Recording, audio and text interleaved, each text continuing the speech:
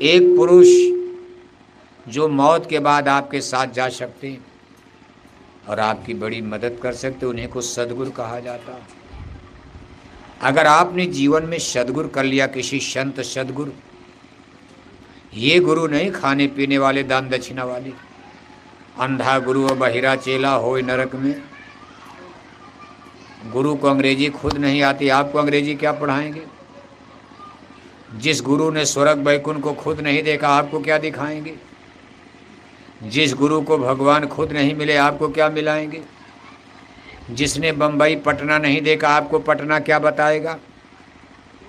इसलिए ऐसे गुरु की खोज करो जिनको शब्द गुरु कहते, सतगुरु। सदगुरु का मतलब शब्द गुरु। शब्द गुरु का मतलब होता है शब्द गुरु को खोज तेरे भले की कहूँ, जो हमारी आत्मा को शब्द धुन, नाम धुन से जोड़कर, शब्द की डोली नाम के जहाज में बैठा कर स्वर्ग बैकुंठ देवी देवता ईश्वर भगवान के दरगाह की हमारी आप की आत्मा को वहाँ पहुँचा दें, वहाँ तक इसको ले जाएं। इनको शब्द गुरु कहा जाता है। आप अपने जीवन में किसी गुरु की खोज कर लेना। हमारी आपसे अपील है, जीवन थोड़ा है, चंद रोजा है, मरना निश्चित है, बिना सदगुरु के कोई मदद नहीं कर सकता। आप सारी दुनिया को अपना साथी बना लो, कोई आपकी मदद नहीं कर पाएगा मौत के समय, लेकिन सदगुरु मदद करते हैं। इसीलिए संतों की महिमा, सदगुरु की महिमा हमारे धर्म ग्रंथों में गाई गई, बताई गई। आपके भंडारे का क्या हाल है?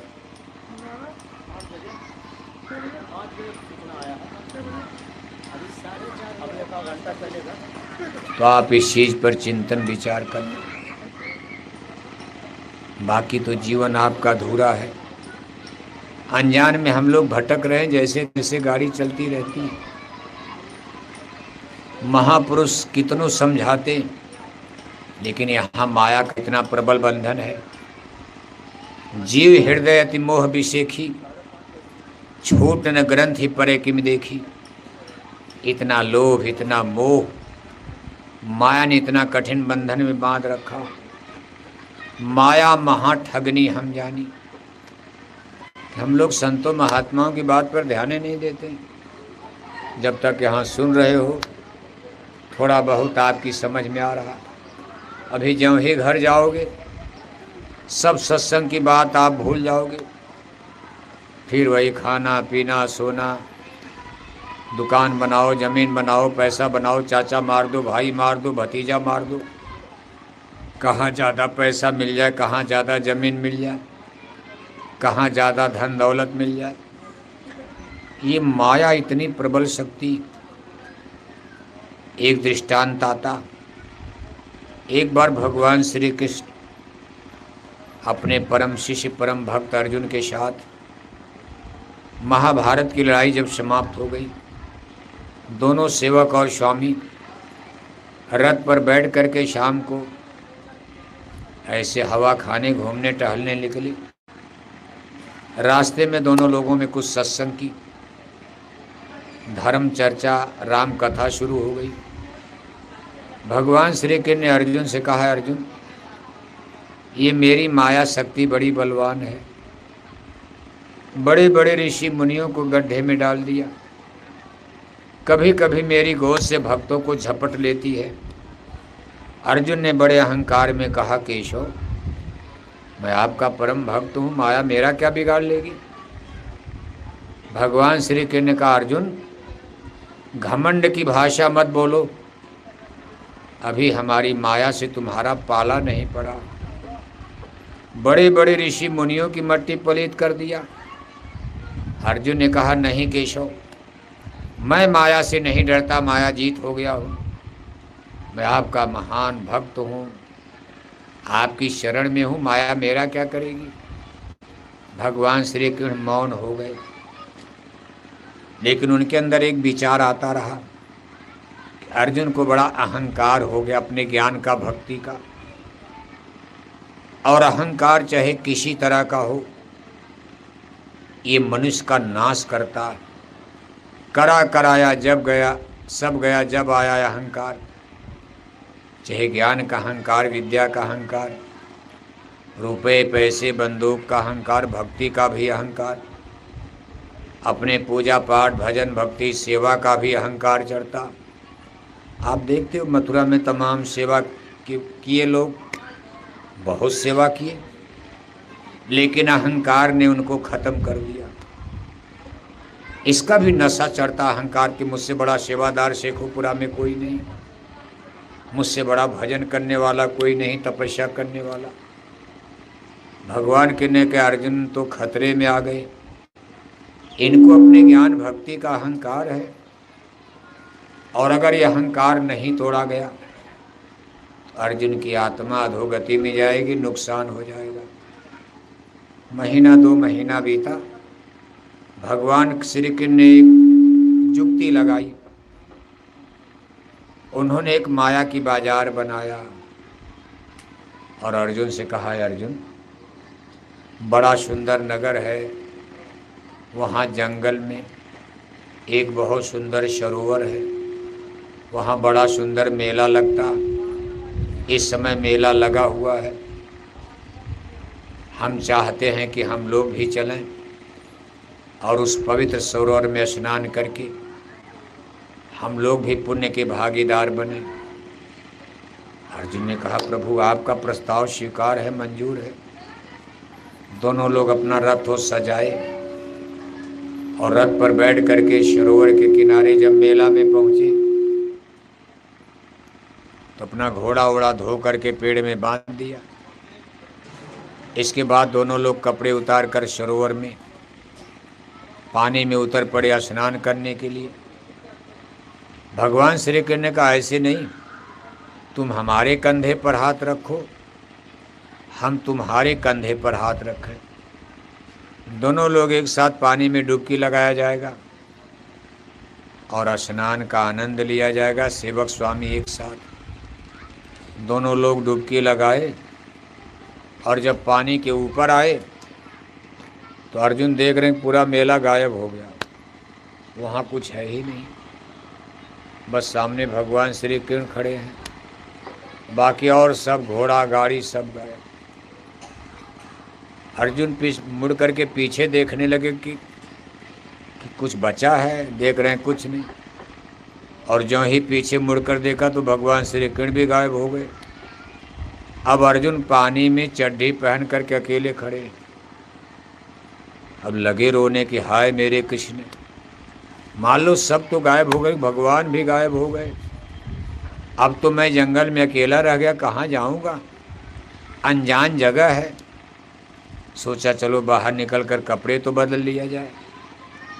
जब बाहर निकले तो उनका कपड़ा भी गायब, उनका जूता चप्पल सब गायब। अर्जुन ने सोचा जंगल में मैं अकेले, अभी यहाँ जंगली जानवर आएंगे, हम पर हमला करेंगे, जान जा सकती, चलो अपना गांडीव धनुष संभाल लिया जाए। अब जिस पेड़ पर गांडीव धनुष टांगे थे तो देखा गांडीव धनुष भी गायब, धनुष भी गायब है। अब अर्जुन बेचारे बहुत परेशान, कहाँ से जल्दी निकल जाना चाहिए, अंधेरा होने के पहले हमको किसी आबादी में किसी गांव में पहुंच जाना चाहिए, नहीं तो हम तो मर जाएंगे। अब अर्जुन बेचारे वही भीगी चड्ढी पहने हुए हाय मेरे कृष्ण, हाय मेरे कृष्ण रोते हुए जंगल में निकले। थोड़ी दूर के बाद जंगल के पार गए, दिन डूब रहा था, कुछ दिया और दीपक दिखाई पड़ा, प्रकाश। अर्जुन को आशा हो गई कि शायद कोई आबादी, जब दिया जल रहा है वहाँ से प्रकाश आ, कोई गांव जरूर होगा। उसी प्रकाश को देखते देखते जब गांव में पहुँचे तो गांव के बाहर एक धर्मशाला में कथा प्रवचन हो रहा था। ब्याह जी मंच पर बैठ करके कथा कर रहे, अब गांव वाले कथा सुने। कथा महाभारत की हो रही थी और संजोग से उस समय अर्जुन की बड़ाई हो रही थी। ब्याह जी उस कथा में अर्जुन की ही महिमा शुरू गा रहे थे। अर्जुन बड़ा वीर था, महावीर था, उसने भीष्म पितामह को मारा, महाबली कर्ण को मारा। अब अर्जुन ने जब अपनी बड़ाई जंगल में सुनी, कह रही मैं झूठे रो रहा हूँ, इस जंगल में भी मेरी महिमा गाई जा रही। अर्जुन कूद करके मंच पर चढ़ गए। अरे कहा जिस अर्जुन का गाना गा रहे हो वो अर्जुन देखो मैं ही हूँ। तब तक एक आदमी ने खींच कर मारा एक तमाचा। कहा बेवकूफ आदमी, अर्जुन आएगा तो बगल में गांडीव धनुष होगा, कंधे पर अर्जुन आएगा, सोने का मुकुट होगा, रथ पर बैठ करके आएगा। तुम्हारी तरह से चड्डी पहन के अर्जुन घूमेगा पागल की तरह, पैर में जूता चप्पल भी नहीं। अब अर्जुन बेचारे डर के मारे मंच से उतर कर चुपचाप बैठ गए। सोचने लगे कुछ और बोलूँगा तो गांव वाले और पिटाई करेंगे। कथा खत्म हो गई, सब लोग चले गए, प्रसाद बढ़ गई। गांव के मुखिया सरपंच 2-4 लोग इकट्ठे हुए। कहा भाई देखने में तो राजा ही लग रहा, अब थे तो अर्जुन ही, शकल सूरत चेहरा महरा तो राजा के ही, लेकिन ये चड्ढी पहन कर क्यों घूम रहा? हो सकता कुछ दिमाग उमाग में। अच्छा चलो इसको यहीं रोक लिया जाए धर्मशाला में। गांव वालों ने खाने पीने का इंतजाम कर दिया। कहा 2-4-10 दिन इसकी व्यवस्था, हो सकता घर वाले खोजने आवे। 10 दिन 1 महीना बीता, कोई नहीं आया। और अर्जुन ने कोई ऐसी हरकत भी नहीं किया कि पता चले दिमाग गड़बड़ है, बिल्कुल ठीक ठाक। गांव वालों ने कहा भाई आदमी ठीक ठाक है, कोई खोजने वाला भी नहीं आया। लेकिन बैठा करके गांव वाले कब तक खिलाएंगे, इनसे कोई काम लिया जाए। तो गांव वालों ने कहा इनको गांव का चौकीदार बना दो। बड़ा हट्टा कट्टा तगड़ा आदमी है, मजबूत पहलवान है, चौकीदार लाठी दे दिया। अब देखो माया का खेल। अर्जुन ऐसे धनुर्धर को, महाभारत के विजेता को माया ने कान पकड़कर गांव का चौकीदार बना दिया। अर्जुन बेचारे रात भर पहरा दे रहे, दिन में अपना रोटी बना रहे, चूल्हा फूंक रहे। महीना 2 महीना बीता तो गांव वालों ने कहा कि बेचारा बड़ा दुखियारी है, रात भर पहरा देता है, दिन में चूल्हा फूंकता है। अगर इसकी सगाई हो जाती, इसकी भी बहू आ जाती तो कम से कम 2 रोटी का जुगाड़ तो हो जाता। अब चौकीदार की शादी कौन करे? राजा महाराजा जमींदार तो करेंगे नहीं। गांव का सबसे गरीब आदमी जिसकी बेटी की शादी नहीं हो रही थी, उम्र भी अर्जुन से ज़्यादा, गांव वालों ने उसी को सेट कर दिया। अर्जुन ने भी स्वीकार कर लिया, चलो शादी तो हो जाए, भले उम्र ज़्यादा है। शादी हो गई, देखते देखते बच्चा भी पैदा हो गया, बेटा पैदा हो गया। 1-2 साल बीता तो उनकी देवी जी ने कहा स्वामी अब देखो वही सरोवर, कहा बड़ा सुंदर मेला लगा, हम चाहते भाई बच्चा पैदा हो गया, उसका मुंडन संस्कार वहीं करवाया जाए, बाल उल कटवाया जाए। अर्जुन ने कहा प्रस्ताव बढ़िया है, अपना बैलगाड़ी, अब हाथी घोड़ा नहीं, अब चौकीदार को बैलगाड़ी। बैलगाड़ी अर्जुन गाड़ीवान बन गए, पीछे बीवी बच्चे बैठाए, गाड़ी हाँकते हुए जब सरोवर के किनारे पहुँचे तो बैलों को धोकर उसी पेड़ में बांधा जहाँ उन्होंने कभी अपना घोड़ा बांधा था। लेकिन अर्जुन बेहोश हैं, उनको पता नहीं कि हम यहाँ कभी आए थे भगवान कृष्ण के साथ, हमने अपना घोड़ा इसी पेड़ में बांधा था, होश नहीं। जैसा आज हमको आपको माया ने ऐसी भांग पिला दिया है कि हम आपको जन्म मरण का, अपने परमात्मा का, स्वामी की याद भूल गई। सूरत देश अपना बिशराना, काल देश घर अपना, हम झूठी दुनिया को अपना मान रहे और सच्ची दुनिया जो परमात्मा को, उसको हम आप भूल गए। यही माया का खेल होता।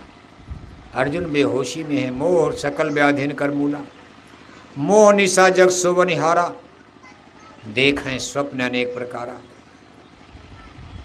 इसके बाद उन्होंने कहा भाई तुम नहा लो। औरत ने भी नहा लिया।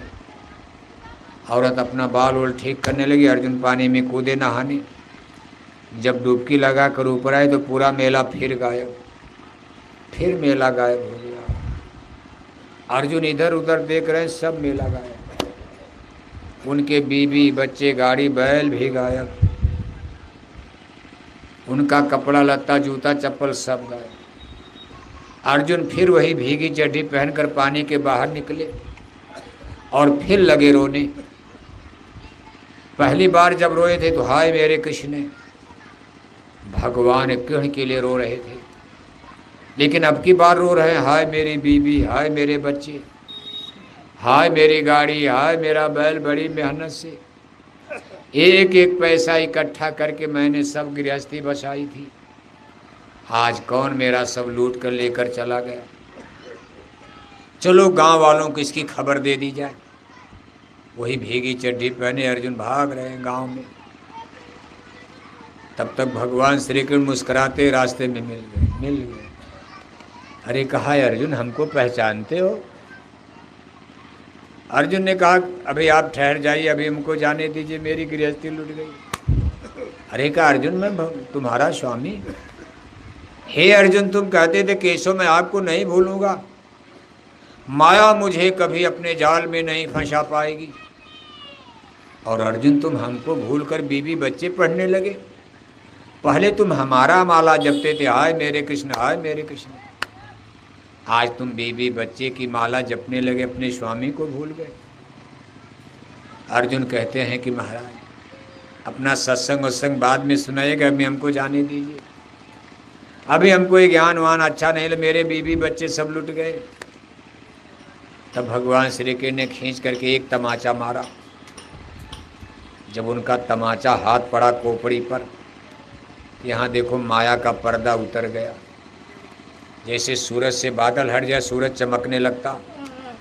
जब माया का पर्दा हटा तो अर्जुन चेतन अवस्था, होश में आ जाते हैं और देखते हैं गौर से भगवान श्री कृष्ण मुस्कुराते सामने खड़े।